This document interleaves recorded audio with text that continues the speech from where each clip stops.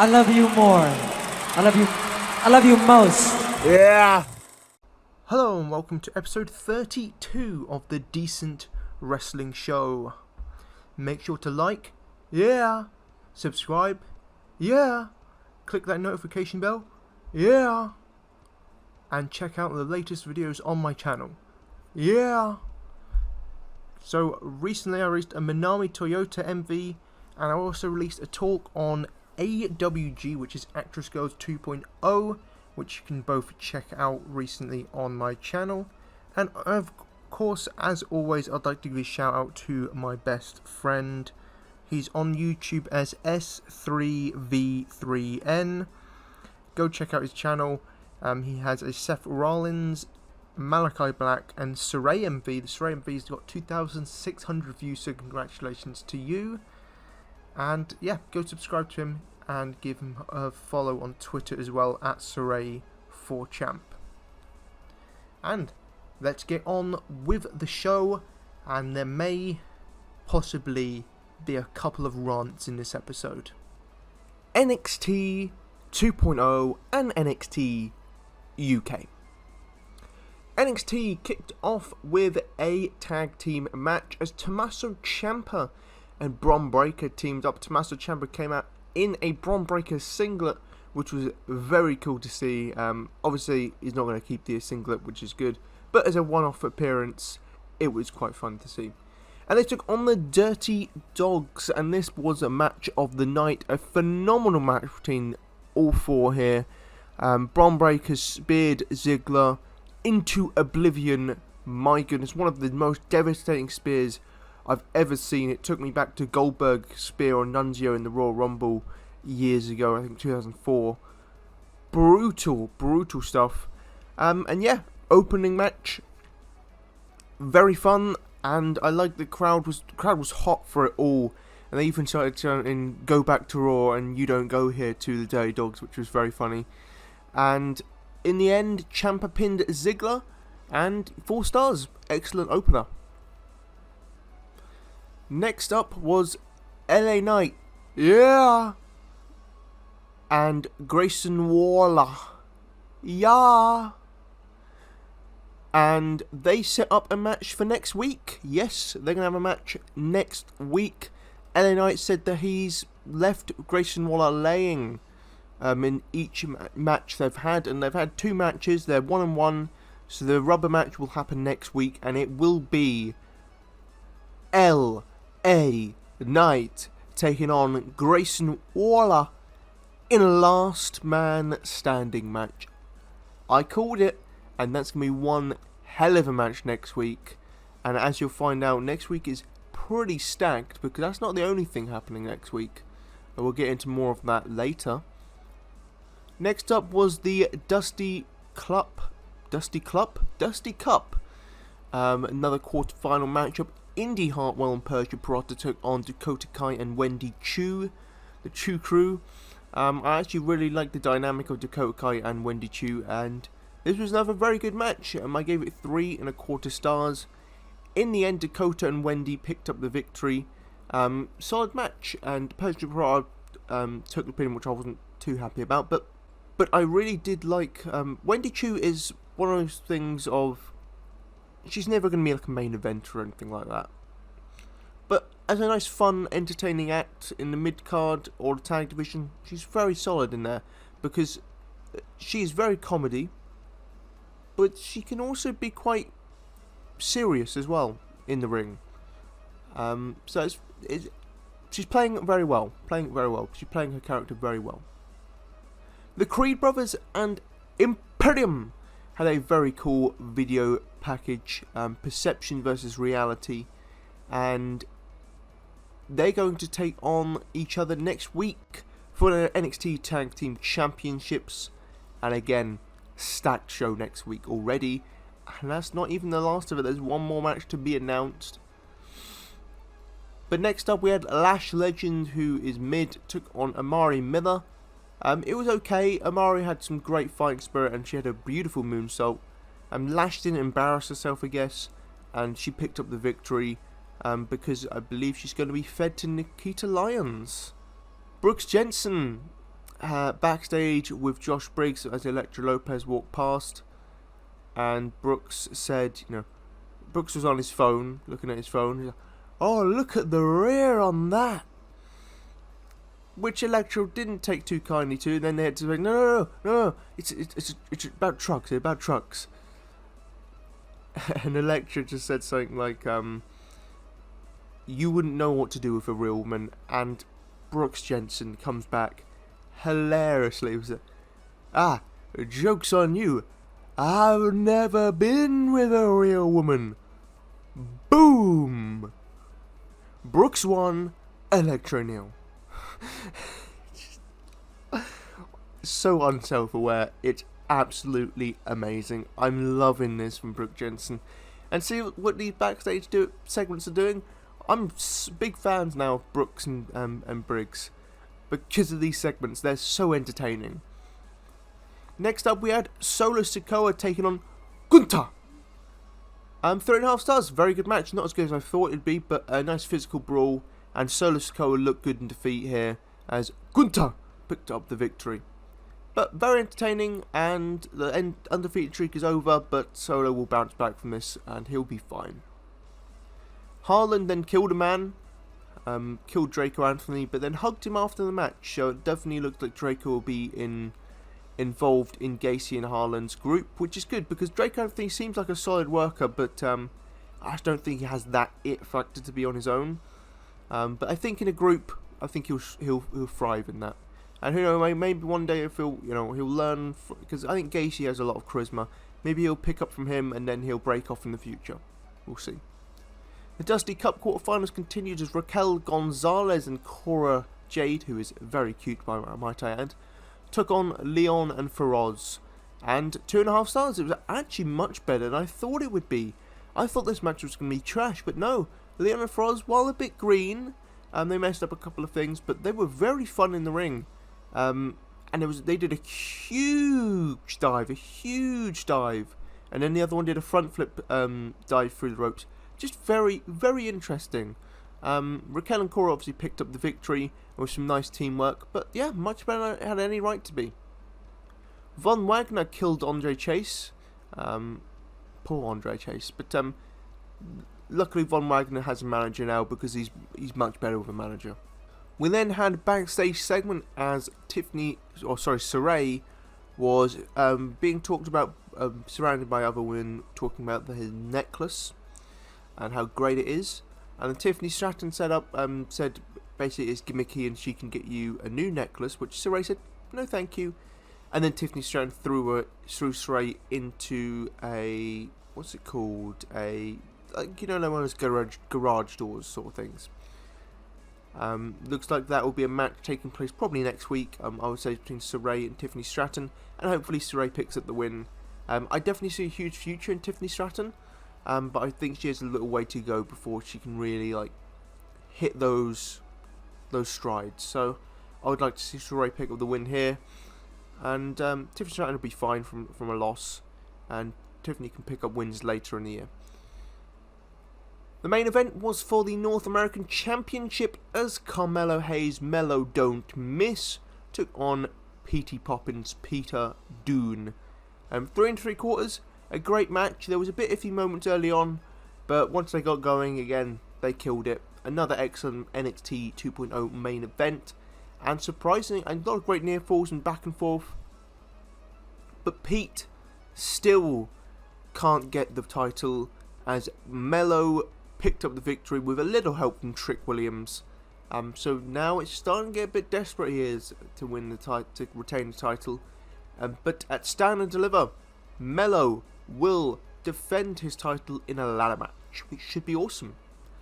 Now the final match for next week is the NXT Championship will be defended as Bron Breakker will take on Tommaso Ciampa and Dolph Ziggler in a 3-way match. Hell yes. NXT UK. There was 3 matches on this show. We opened with Mark Coffey taking on Shar Samuels. East. 3 1/4 stars. A very, very fun opening match. Very nice back and forth stuff between these two. Could have gone either way, but in the end, Mark Coffey picked up the victory. Very good match. Good, nice start to NXT UK. It definitely looks like Wild Boar is returning, and also next week, Charlie Dempsey will take on A-Kid in which was sure to be an absolute classic. We also set up for the future Moustache Mountain taking on Smith and Carter in a 2 out of 3 Falls match. They called out Trent Seven for cheating, and Tyler Bates seemed to be like, "Oh wait, what's this all about?" But he never really got told what actually happened. Trent kind of kept that out and kept like shouting about everything else, and so yeah, very nice work. And if this is building towards Trent Seven and Tyler Bate, 2 out of 2 on these segments so far. Stars and Mastiff took on Pretty Deadly. It was a good match. I give it 3 stars. Jack Stars went insane at the end, putting on the bomber jacket and beating up Pretty Deadly, and Pretty Deadly lost. I'm not happy with that. Pretty Deadly are a much better team, and I don't think they should be losing these kinds of matches, but at least the match was good. Main event, the UK Championship. Ilya Dragunov took on Nathan Frazier in a match that you should go out of your way to watch. Absolutely insanely good stuff, and Ilya Dragunov is one of the best wrestlers in the world, and he continues to prove it. I gave this match 4.5 stars. Another brilliant NXT UK main event, and as I said, go and check it out because this was excellent stuff. And great fire experience from Nathan Frazier. He even hit a Phoenix Splash, but none of it could pin Ilya Dragunov, who picked up the victory and retained his title. Smackdown opened with the always cool part of loads of the wrestlers who are appearing on the show, cutting promos to kick off the show. But I always like this interesting start to the shows. They need to do that more. It just builds up for the night. But the opening match was for the Intercontinental Championship as Sami Zayn defended his newly won title against my boy Ricochet. And they had a very good match. They went about 7 or 8 minutes. Very good stuff. Ricochet absolutely killing it. He was on fire on this night. Eventually, Sami Zayn had control of the match until Johnny Knoxville's music hit. He distracted Sami Zayn for a Hurricanrana from Ricochet, and Ricochet picked up the win and is your new Intercontinental Champion heading into WrestleMania. Such a cool moment for him, and hopefully he gets a very long, good reign because Ricochet definitely deserves it. He's a phenomenal performer. Maybe he lacks the charisma a little bit, but I think he has actually grown in that department a lot in recent years. And it continues the Sami Zayn storyline. Anytime he even catches a little bit of a break, it all comes crashing down. The conspiracy continues. And he'll be facing Johnny Knoxville at WrestleMania. Now, I know a lot of people are going to be mad, like, oh, Sami Zayn deserves better than this, but he's getting mainstream attention. Like, that's pretty big for Sami Zayn, and he looks like he's absolutely enjoying himself in the storyline. And it's quite a featured match as well. Once again, Sami Zayn in a singles featured match at WrestleMania. Pretty cool. And I'm interested to see how the match will go. It'll be a lot of smoke and mirrors, but it could be very interesting. And to be honest, they've built it up quite well. The storyline's actually been pretty good, so surprisingly. We then found out Pat McAfee's WrestleMania opponent, and of course it was Austin Theory. He actually cut a great promo, a really good promo from Theory, nice fire from him. And he slapped Pat McAfee. Pat was mad at Theory for this, and that's going to set up their Mania match, and I think that could actually be a low-key show stealer. I mean, Pat's first match was excellent. Theory's a wonderful performer. This could be a really good match. And the funniest thing, though, is Dave Meltzer, who reported that Vince McMahon would face Pat McAfee at WrestleMania. He's so in denial. He's so in denial. He can't admit the fact that Vince was never going to WrestleMania and the plan was always Theory versus Pat. He's so adamant that no, Vince was supposed to wrestle, and he still might. He's not wrestling at WrestleMania. He's 76 years old, man. He's not going to be wrestling at WrestleMania. Chill. chill out. You take the L, Dave. Take the L. Just take the L, man. It's... People pay this man money. People pay this man money. What is wrong with you? He doesn't know what he's on about. He just reports what other people tell him, whether it's right or wrong. He doesn't fact check it. He just reports what other people tell him. That's a con man. He doesn't even deliver his own news. It's just from other people. It's ridiculous. Anyway, enough of that rant. We continue on. Rick Boogs came out with Shinsuke Nakamura, and they were attacked by the Usos. And Pat had a great line. He was like, why did they do that? Why did they do that? Well, then we found out why they did it. It's for the tribal chief, the one, the head of the table, Roman Reigns. And Roman came out and cut a phenomenal promo, as he usually does. Another excellent promo in the cap of Roman Reigns as we head into WrestleMania. We then had the Viking Raiders take on the Usos for the tag titles. The Usos retained 3.25 stars, a quite good match. Usos need to retain while Roman's still champion. I get it. Good match. Solid stuff. Drew McIntyre took on Jinder Mahal and completely squashed him. Then cut a fiery promo on Happy Corbin. Then the main event was Ronda Rousey taking on Sonya Deville, and Ronda killed her, broke her arm, and then made Charlotte tap out to the ankle lock after. Pretty fun end to the show. Of a Smackdown that was a great Smackdown. Smackdown's been a bit weak in recent weeks, but this one was a phenomenal show. Really excellently done. I'm happy for Ricochet winning. Sami Zayn's promo backstage was fun. Theory and Pat stuff was excellent. Roman Reigns had an awesome promo, and the Raiders and Usos had a quite good match. And Drew cut a good promo as well, and Ronda Rousey ending was pretty good. Yeah, good show. Monday Night Raw. Monday Night Raw opened with a solid promo from Seth Rollins and Kevin Owens as per. We then got promos from Alpha Academy and RK Bro, with great fire from Randy Orton. And we opened with a 3-way tag match for the Raw Tag Team Championships as the defending champions Alpha Academy defended against RK Bro and Seth Rollins and Kevin Owens. And this went a long time. It felt like it went 30 minutes or around about there. It went through like 3 or 4 segments, which was awesome to see.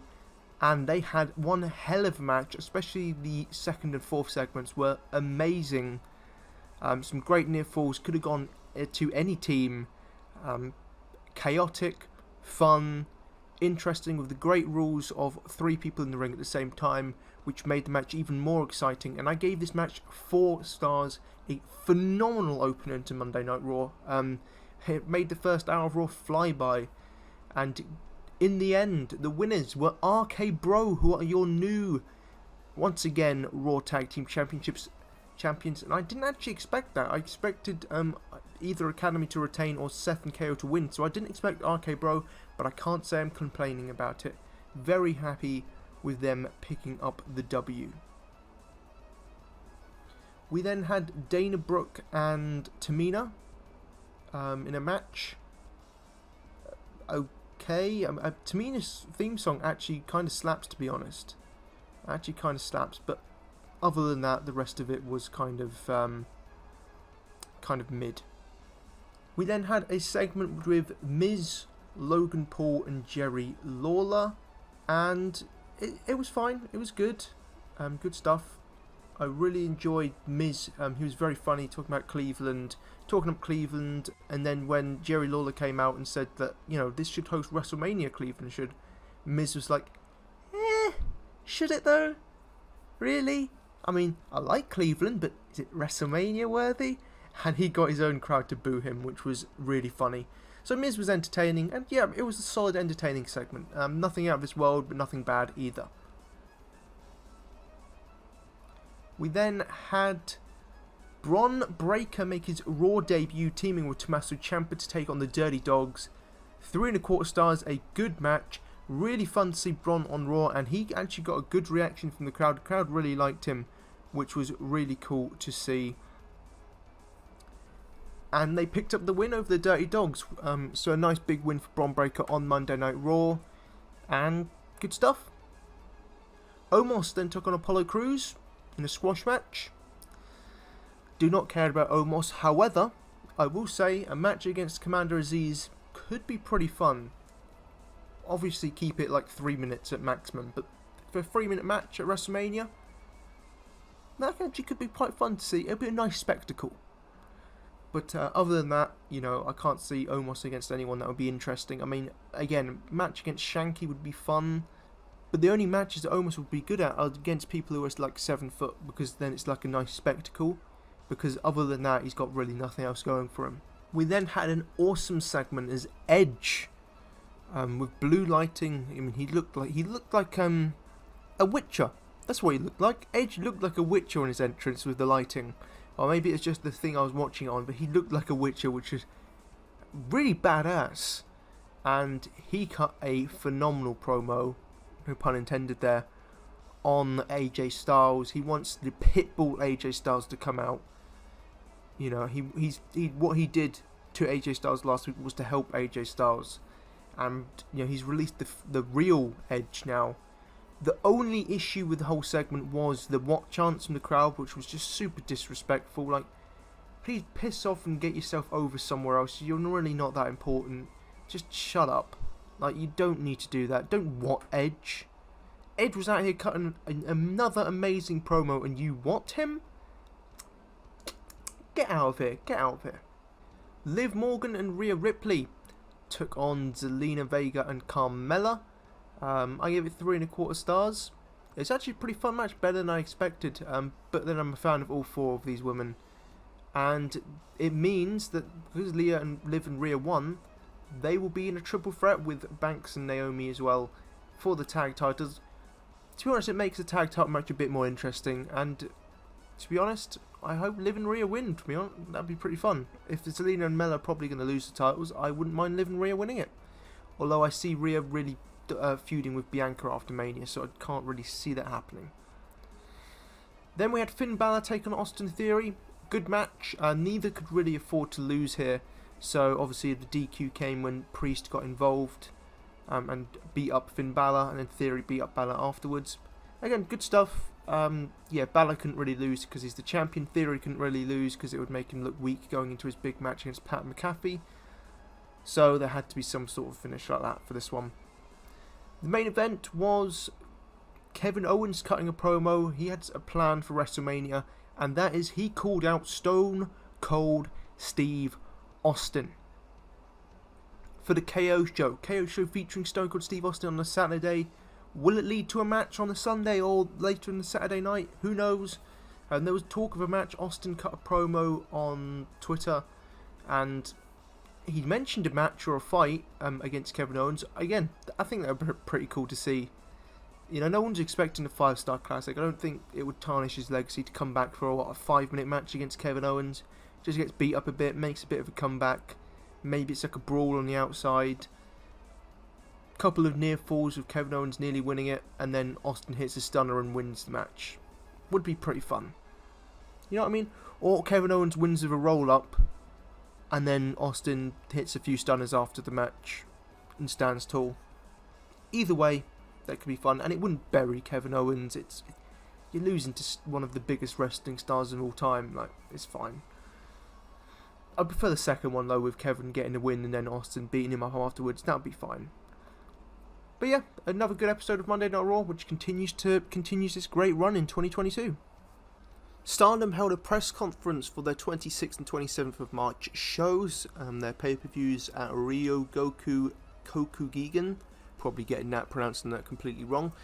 But for that show, them 2 shows on the 26th and 27th of March, which features Kairi's return to pro wrestling. So let's run down the card and see if there's any interesting matches and what's going to happen.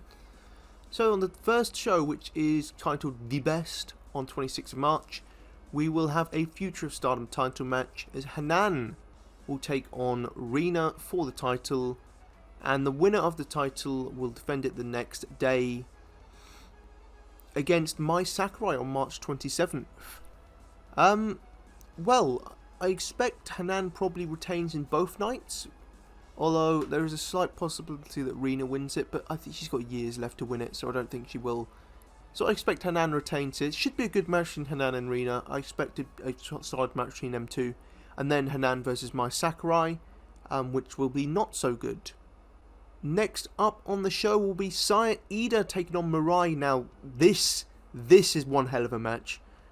This is like a dream match taking place, and hopefully they get a decent amount of time, because this could be a hell of a fun match. I expect Saya Iida to win. She should probably win. She's been there longer. And I think she has a lot of potential and needs to move up the card in 2022, when now she's back. Also on the 26th of March will be a 6-woman tag gauntlet match. Mai Himapoi, but not with Maika, but with Mai Sakurai, take on Mina Shirakawa, Waka Tsukiyama, and Momo Kogo. Cosmic Angels with Kogo. Saki Kashima, Fukigen Death, and Ruaka, Bloody Clown, and Azumi, hopefully with long hair now. Now Azumi has long hair and Utami has short hair. Azumi is now better than Utami. That's how the rules work. But she'll be teaming with Lady C and X. I wonder who X will be.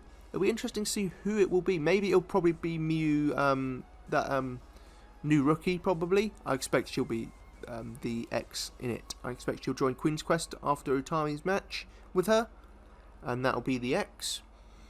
I would also point out that Waka Tsukiyama at the press conference, as always, many faces and reactions. She's just the absolute best. And also Mina Shirakawa looked stunning. And Lady C also looked amazing, by the way.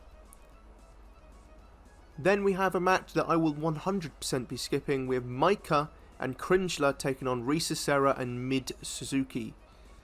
Yeah, I literally couldn't care less about that match, so moving on from that. The Goddess of Stardom title match, Hazuki and Koguma FWC will be taking on Momo Watanabe and Starlight Kid. Should be a really good match. Hopefully FWC retain. I don't see him losing here just yet. But Kito and Momo's team is called Black Desire. Okay, let's hope Hazuki and Koguma win. Then we have the return of Kairi.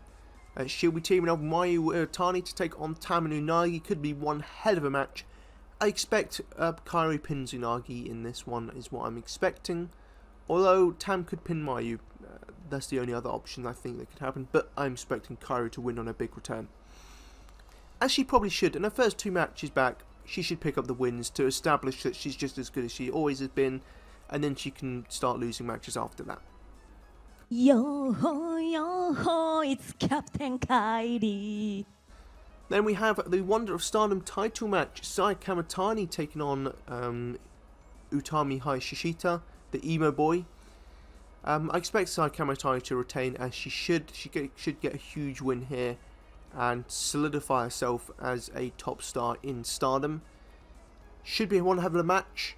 I know it's like the 3rd or 4th time they've faced on pay-per-view, which is a bit annoying, but it is what it is. She'll then, the winner of this match will then defend the title against Tam Nakano the next day. Personally, I hope Tam wins the title the next night, but I'm expecting Sai Kamitani will win and retain her title and become a massive star at the end of this. Again, that should also be one hell of a match. Then the main event of the best. Shuri defends her red belt against Julia. Come on, Julia red belt, and hopefully this starts the Donna Del Mondo split completely, because I'm tired of this sort of stuff. But again, hopefully Julia picks up the win. Should be one hell of a match. And the winner will defend the title against Mai Iwatani the next day, which I expect. So hopefully we get Julia and Mayu on the 27th of March, with Julia picking up the victory and retaining her title. But I'm expecting Shuri to win both matches. Personally, I'm expecting that, but let's go Julia red belt.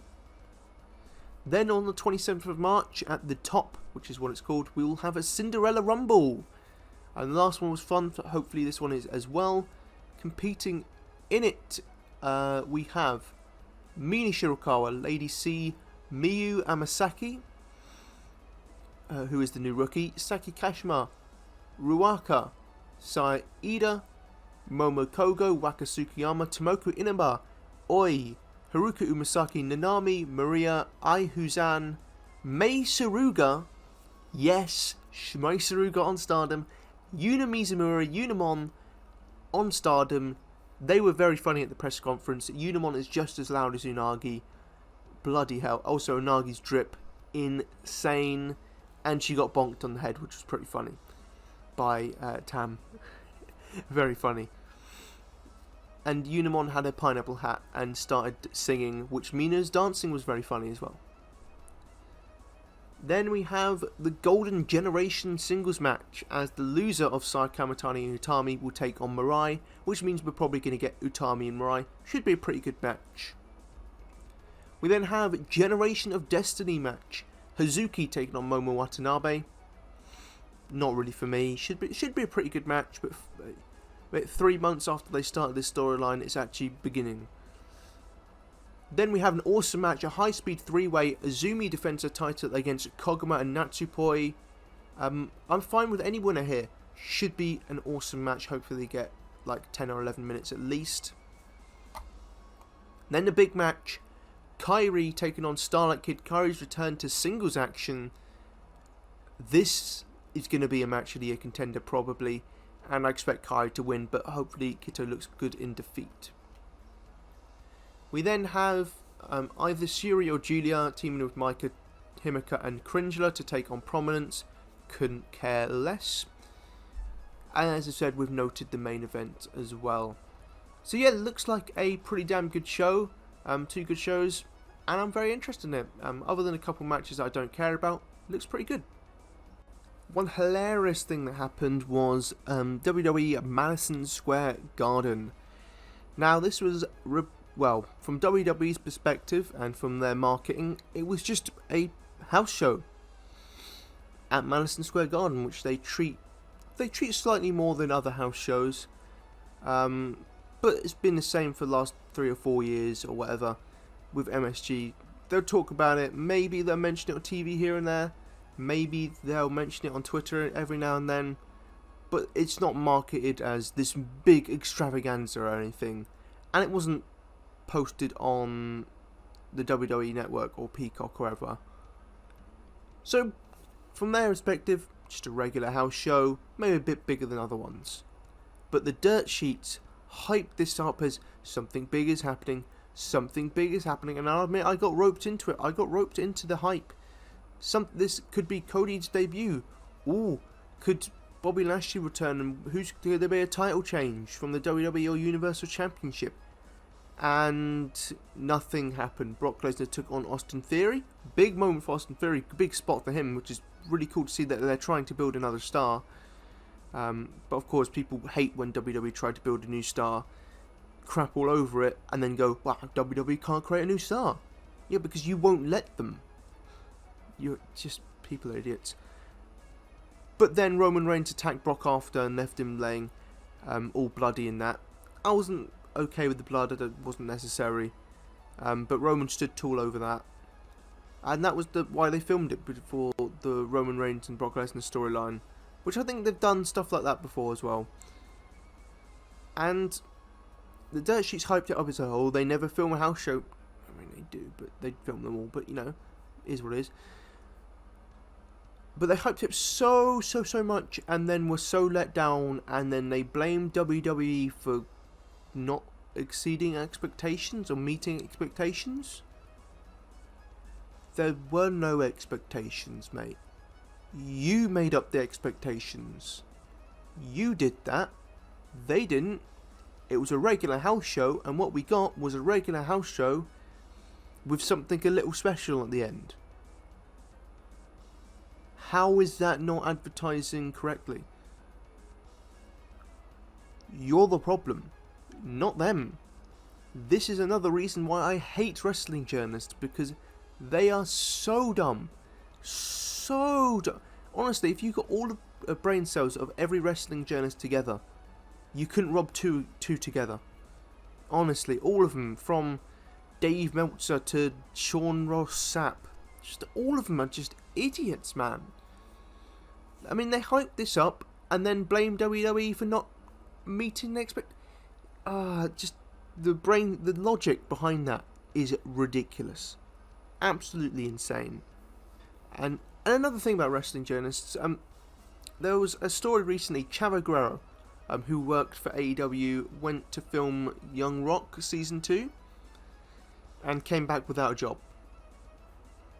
He was never communicated that he was released. He was just removed from the roster page and was just released basically online. They didn't tell him, text him, email him or anything like that. They just fired him behind his back, I guess. Now, if this was Vince McMahon, I'm sure there would be like, Fightful exclusive, WWE release Chavo Guerrero, this is disgusting, or something like that. Or Dave Meltzer go, this is a disgusting thing. Or the moron that is David Bixenspan, who is just honestly has aneurysms every time anything happens from WWE. But they would have all been, oh, this is disgusting, I can't believe they do this. But because it's AEW, silence. Radio silence. No news about it, just trying to sweep it under the rug. Why is that? Why is it when AEW do something pretty shitty, no one talks about it? And you try to tell me that wrestling journalists don't have biases? Come on, man. Look, I have my biases, but I'm not a wrestling journalist and I don't hide my biases. You know them. But these people try to claim to be unbiased, but come on. I know full well that at least some of them are on AEW's payroll. Some of them are, especially Dave Meltzer. I mean, he like, I would put money on that he is. He is definitely for sure on their payroll. But yeah, and then that's just ridiculous, isn't it? Absolutely ridiculous. TJPW held its show at Azila Taisho Hall on the 26th of February, and these are my thoughts on the matches. The opening match was a 7-minute match between Suzume and Kaya Toribami. Of course, Suzume picked up the win with the RKO, but it was a good match. I gave it 3 stars. Pretty fun stuff. We then had Nao Kakata defeating Haruna Neko, and again in around 8 minutes, and a very good match. I really enjoyed this. I love both these women, and they had a very good match. I gave it 3.5 stars. We then had the match of the night is Maki Yuki Happy. Maki Ito and Yuki Kamifuku defeated Pom and Raku, who are becoming a really solid team. They got around 11 minutes and they had a great match. I definitely go and recommend this one. I give it 3 3/4. We then had Hakuchamu and Moka Miyamoto taking on Mizuho, Kiryu and Shoko, which I gave 3.5 stars. A very good match, and Shoko even did a front flip dive to the outside. And Miyu Watanabe did a very nice leap, a leapfrog at one point. So this was another very good match, and I really enjoyed it. We then had Marika Kobashi and Miyu Yamashita defeating Arisu Endo and Hikari Noah. Again, I gave it 3.5 stars. I really loved the work between Miyu and Noah. They had some great sequences together. Would love to see a rematch down the line between those two. But again, another good match, and Marika got a W, which is cool to see. Then the main event was Magical Sugar Rabbits defeating the Bakaratsu sisters. 3.25 stars. Was a good match, a bit too much comedic stuff. I wanted a serious match between these two, but I guess not. But yeah, disappointing main event, but overall, another very solid TJPW show. I really enjoyed it and had a great time with it. They then held a show on the 5th of March at Ryugoku KFC Hall. Neko and Kiryu opened the show, beating Kaya and Nao Kakata. In a good match, I gave it 3.25 stars. Very solid opener, and I love Mihiro's Spinebuster. Then I skipped Mizuho Endo and Aino. Then we moved on to Hikari Noah and Kamiyu defeating Pom and Raku. Again, Pom and Raku, great team. 3.5 stars, very good match, and probably my match of the night of the show. Really enjoyed this one. Then Nodoka Tenma beat Marika Kobashi. Again, 3.25 stars. They got around 9 minutes. Not sure why Marika lost, but it is what it is. But they had good chemistry and had a solid match. Then the main event was a 10-woman tag. Ito and Miyu, Majirabi and Suzume take on Hakuchamu, Moka, Shoko and Yuki Arai. Shoko nearly killed herself by doing the front flip dive and catching her legs on the ropes and nearly landing neck first on the apron. Good guard. Thankfully she's okay. But yeah, the match was okay. I gave it 3.25 stars. Didn't really connect with me at any time. and felt a bit long-winded. So this show, not as good as the last one, but a solid show nonetheless. Another run is CM Punk, who is just one of the biggest hypocrites in wrestling. Like, I believe, I didn't watch it, but I think he beat MJF last night. When this is being filmed, he beat MJF. CM Punk, the guy who always moaned about people being put over him, young talent being put, old talent being put over him, then does the same thing. I guess it's okay when he does it. And I'm sure that every promo he's ever done has mentioned WWE because, hey, WWE are the big dogs and you have to mention every promo. I mean, it's a bit cheap, isn't it? And then he complained about other people doing it. Like, bro, you do it all the time. You literally, every interview you do, 90% of it is about WWE. Bro, you are what you hate. Also, just want to point out, CM Punk is not on the level of The Rock or John Cena, despite what people on Twitter tried to tell me. They're not on the same level. Punk is not a draw. Punk is not a draw. You look, his return had like 1.4 million viewers.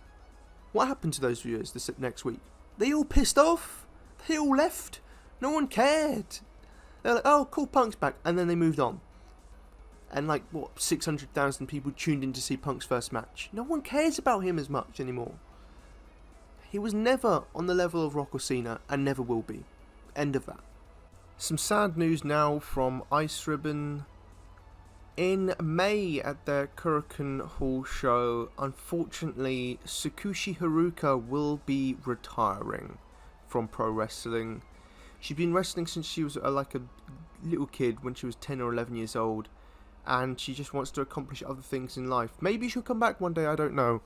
But as of May, she'll be obviously relinquishing her title and retiring from pro wrestling. A huge loss for Ice Ribbon, considering they've already lost Suzu Suzuki, Risa Serra, all their mainstays. Mayu Kihi's left as well. They don't really have much on their roster. All they have currently, if I just look it up now,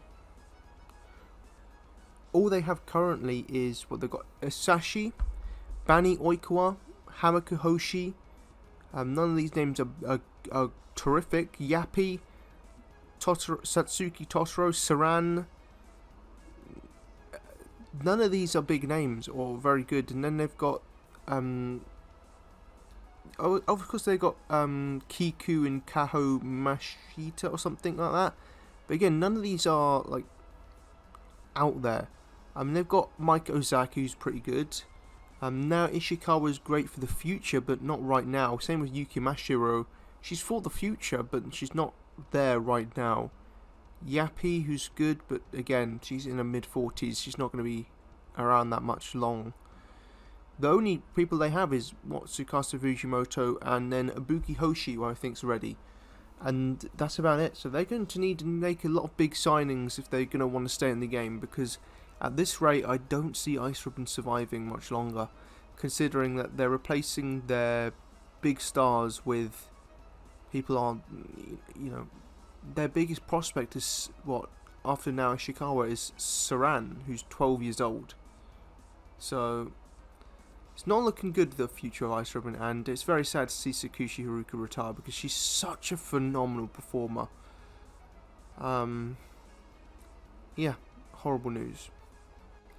Thank you for listening to the Decent Wrestling Show. Again, make sure to like, subscribe, and press that notification bell. I love you. Thank you, everyone, for watching.